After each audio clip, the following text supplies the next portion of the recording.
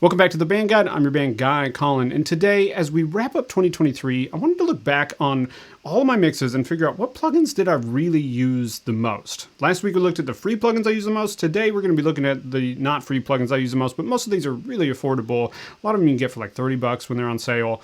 There's a couple that are a little bit more expensive for mastering that we're going to look at the end, but for the most part, these are all around $30, and they're all plugins that are like the sauce. They're not the fundamental mixing tools. Those are EQ and compression, and chances are what you have stock in your DAW, whether you're in Logic or GarageBand or Pro Tools, wherever it is you're making music, you probably have good enough EQ and compression for most everything.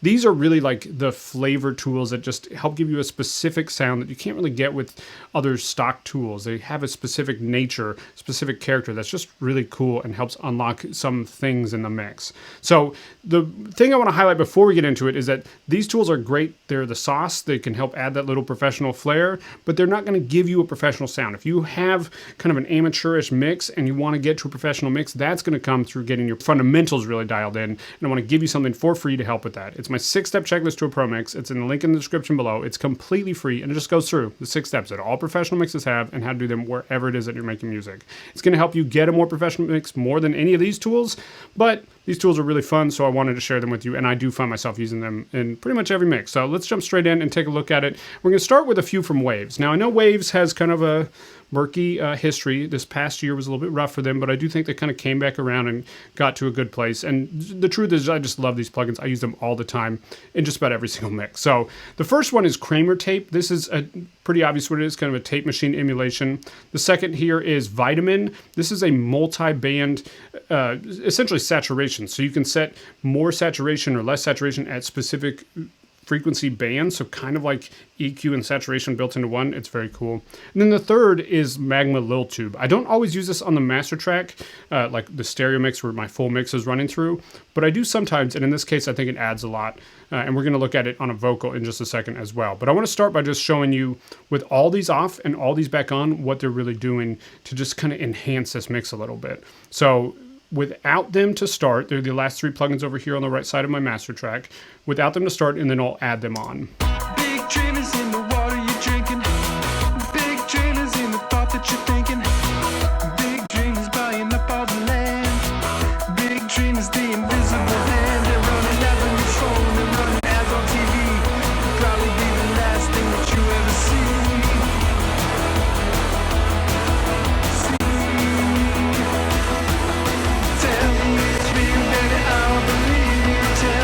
So it's kind of subtle, but it really adds a lot of energy and excitement to the mix, and it makes it feel a little bit more smooth and polished out at the same time. I think it's really cool what it does.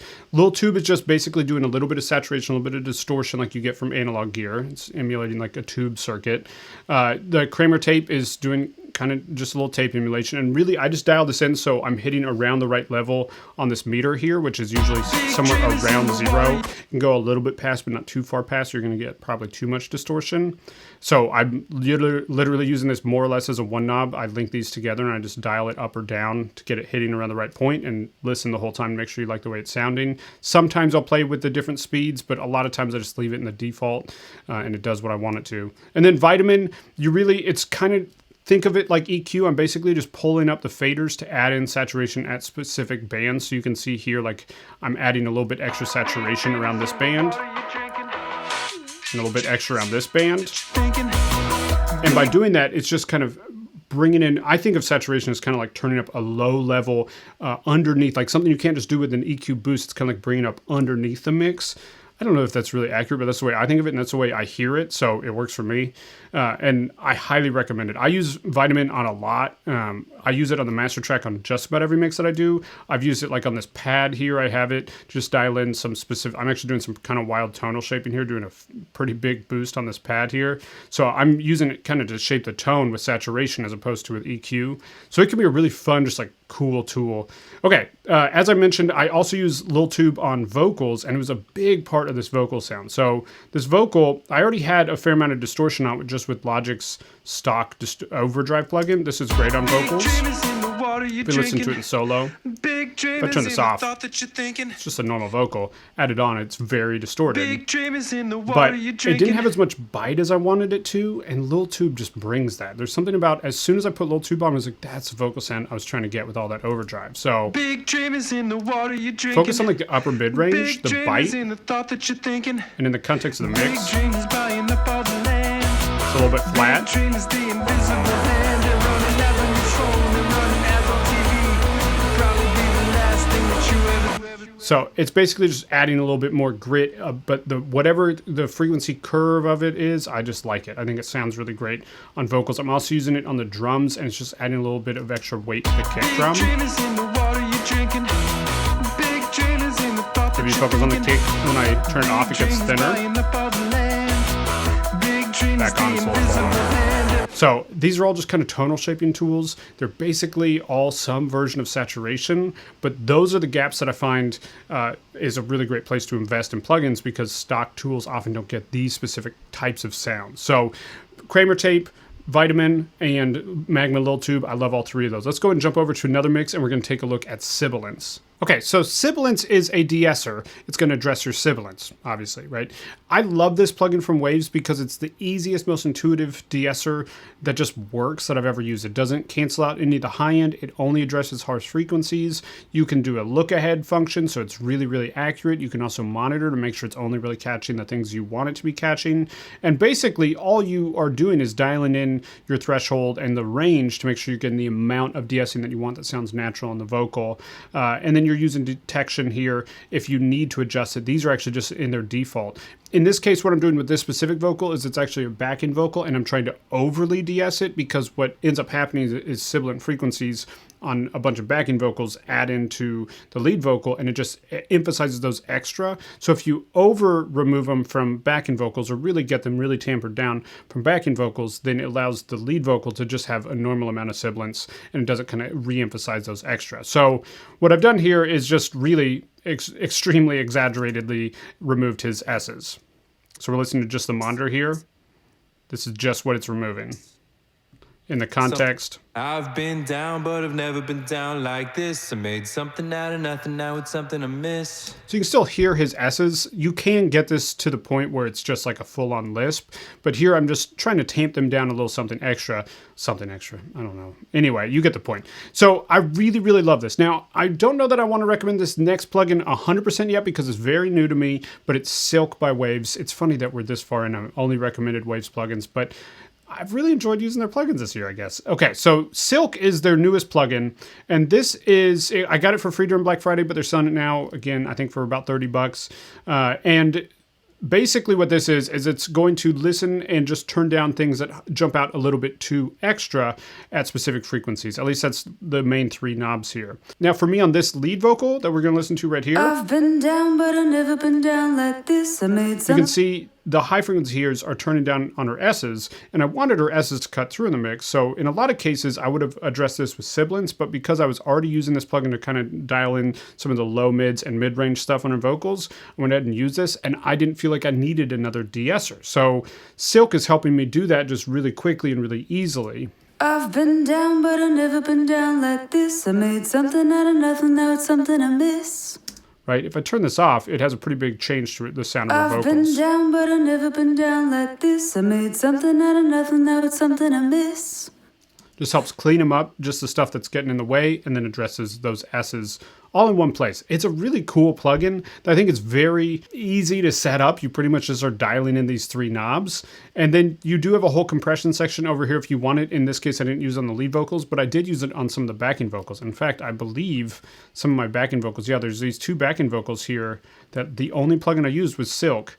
Now, as I said, this plugin is new. I'm not sure if this is going to be a plugin. I only use it on this mix this year, maybe one other mix, but I don't have a full year of experience. So I'm not sure that it fully qualifies for my top 2023, but I had to mention it because I am initially liking it. I've been down, but I've never been down these like this. backing vocals here, all I'm using on them is Silk. I've been down, but I've never And- been down like this. I made something out of nothing, now it's something I miss. I wanted that kind of muffled tone, but it helps me just address anything that's too much within it. And then I just dialed in really quick compression over here so the overall dynamics are really dialed in.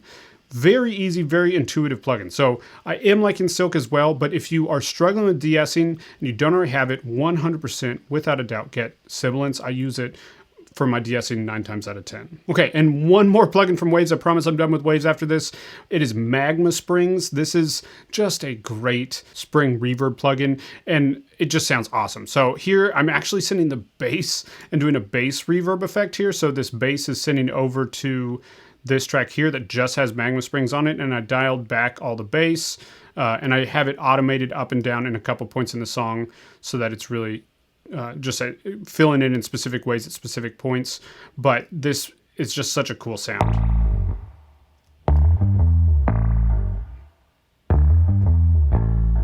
So right after this first verse here, or first chorus here, the bass, I like bring it up and it's really noticeable in the mix, and it made my day. It's really cool. Check this out.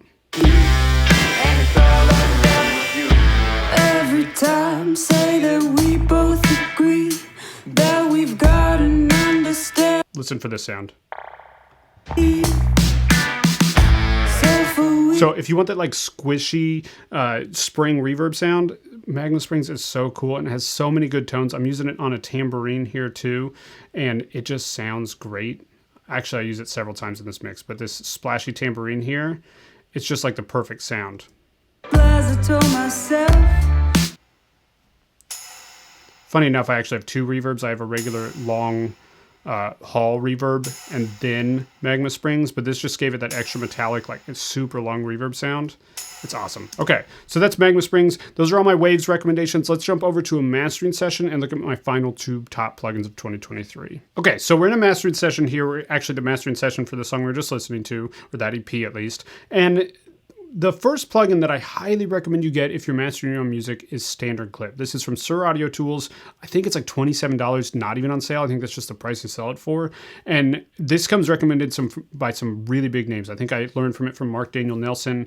And it's just a great clipper. And the idea of a clipper is that when you're mastering, you're bringing up the total volume of your song. And so you're going to have these big peaks that you're going to need to tame. And a lot of times you do that with a limiter. And a limiter is basically just a compressor that pushes down on those big peaks. So your song has these big peaks that spike up, it just pushes them down. Well, a clipper can actually clip off a little bit of it, and if you overdo it, it can start to sound distorted. But if you do it subtly, it can just clip it off, you don't even notice it. And then instead of the limiter having to push down really hard and you're starting to get a pumping effect in your mix or your master, you don't have to do that as hard because it's just clipped off the top of it. The amazing thing is there's something sonically about it where you still feel the punch of it, but you don't have to deal with that volume with the limiter. And so I find that I get a punchier mix if I do a little bit of clipping and then limiting, whereas a limiter I find kind of squashes the hits. Sometimes that's helpful, sometimes that it actually kind of hurts the dynamic. So a lot of times what I'll do in nearly every master, if I want it to be a louder master,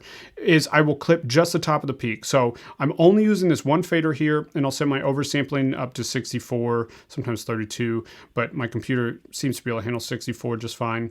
And that's just going to make sure there's no extra audio stuff going on in the upper frequencies. I can't get into that in this video. But point being, we're just going to be using the clipper just to clip the very top. So I'm just watching this little meter down here while I'm listening to the louder section.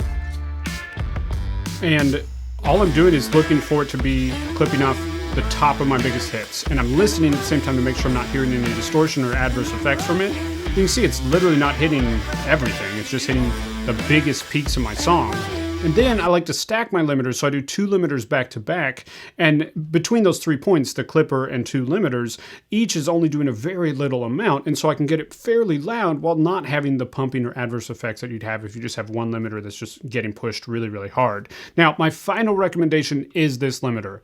This is finally the year that I pulled the trigger on a bunch of FabFilter stuff.